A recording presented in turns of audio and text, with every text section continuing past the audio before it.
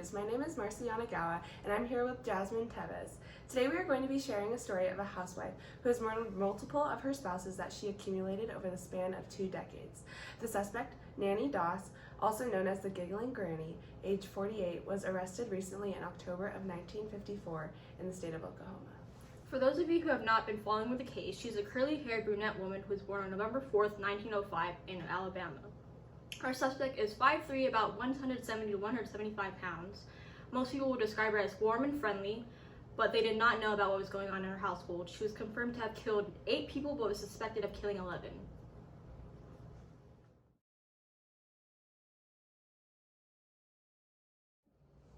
Also here with us today is Mia Rogers, the arresting officer, who will be talking a little bit more about the details of the crime scene and any possible key witnesses. Hi Mia, can you tell us about what it was like at the crime scene? Yes, of course. So Nanny Doss, best known as the Giggling Grandma, was initially described as a warm and friendly neighbor, friend, wife, and parent. But what people would later discover was there was an evil hidden within. She was arrested on October of 1954, but she is believed to have killed between 8 to 11 victims, all who were her own family members within the course of 28 years. Nanny Doss would be considered as an organized serial murder, as all her victims were within her family household. They all exhibited symptoms of natural illnesses, and there was a lack of suspicion where she would able to commit these crimes for a long period of time. When murdering her husbands, she had taken out a life insurance policy beforehand, so viewers can detect this as being the primary motivation for her crimes. Doss's first suspected crimes, but still yet unproven, have been 2 out of 4 of her children, where she expressed she had lost them to food poisoning. Her first husband, Charlie Braggs, was anonymously told not to eat anything that his wife had prepared for him, so he took their 2 surviving children and fled from their home. Her daughter, Melvina, believed she saw her mom enter a hairpin into Doss's newborn's head. Doss took out an insurance policy on her second husband, Robert Franklin Harrelson, for $500, where he later died of asphyxiation. Her third husband, Arlie Lanning, was initially believed to have passed from heart failure, but it was later discovered Doss had taken out a life insurance policy on him. With this passing, the community banded together to comfort the widow. She was made to look after her mother-in-law as she was suffering from a broken hip, but she also later passed in her sleep. Her sister Dovie was bedridden and later moved in with Doss, where she was also later found murdered. Her fourth husband, Richard L. Morton, was also murdered, but after his death, her mother Lou moved in with her and began to suffer from stomach pains and passed out. Doss was believed to have poisoned her coffee with arsenic. Her final husband, Samuel Doss, was her downfall, where after he passed, the hospital became suspicious and performed an autopsy on his remains, where they detected arsenic within his system.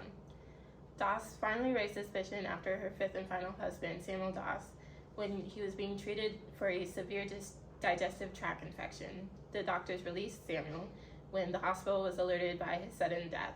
The doctors performed an autopsy where they detected traces of arsenic within his system, and immediately after, Doss had been arrested, and we dove into our investigation from there. Thank you, Mia, for being willing to share your personal experience at the crime scene.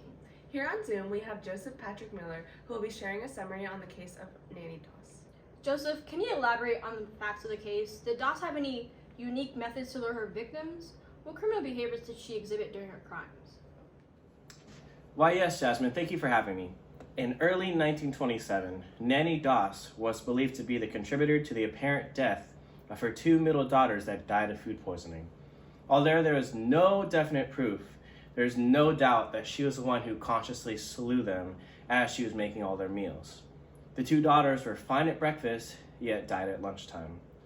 20 years later, Nanny was helping nurse the newborn of her daughter, Melvina, in which she had waited until the mother had gone into a sleeping state, in which she was caring for the granddaughter, swaddling her, and yet she was sticking a hat pin in the child's tender head. A few months later, Melvina's other son had passed away due to asphyxiation. No one had suspected Nanny, even though he was in her care. Later in the year, her husband had come home from the bar with friends, wanting to engage in intercourse, but she refused. He got aggressive and forced her to have sex with him. She complied, wanting to stay out of the line of harm. She was wanting to plot her revenge. So Frank had a secret liquor jar hidden in one of the flower beds. She had poured out some of the liquor that was in that bottle and filled it with rat poison. Later that night, Frank was found dead in the home. Yes, as we did know that she did plan out these murders, we mostly know that it was very quick in how she did it. She was a very opportunistic person in which she would see an opportunity and take advantage of the situation. This is in regards to the death of her husbands and children's, as she would take advantage of them in a very short amount of time.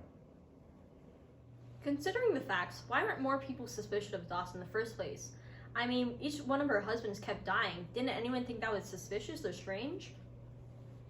So you see, people were not suspicious of Miss Doss due to the fact that all of her husbands were suspected of dying from natural causes.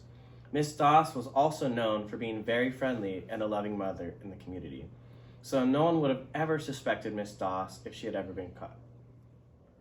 Mia and Joseph will now be discussing Doss's psychological profile. If you could each choose a theory to apply to Nanny Doss's case, which one would you choose and why? The theory that I chose that reflected mostly with the crime was strain theory. So from the beginning, Nanny Doss grew up in a chaotic household. She is one of 5 siblings, had a close relationship with her mother, although her father was seen as aggressive and abusive. Besides this, Doss had romanticized life by portraying herself as an individual who was cheerful and flirtatious. Based on this concept and from the information provided previously, we can connect this case to strain theory. More specifically, Doss would be considered as an innovator. Innovation could be defined as an individual who shares society's cultural goals but meets them through illegitimate means. This was reflected in her crimes as she loved to be seen as upbeat and warm by her community, wanting to find love through each of her marriages and through her family members. But unfortunately, her value on monetary gain tainted that positive personality that fit into the cultural goals and norms of society. So the theory that I applied to this crime would be the routine activities theory. The 3 aspects of the routine activities involve there being a motivated offender, a suitable target, and a lack of capable guardianship. She was motivated to make sure that she got revenge on the people that had wronged her.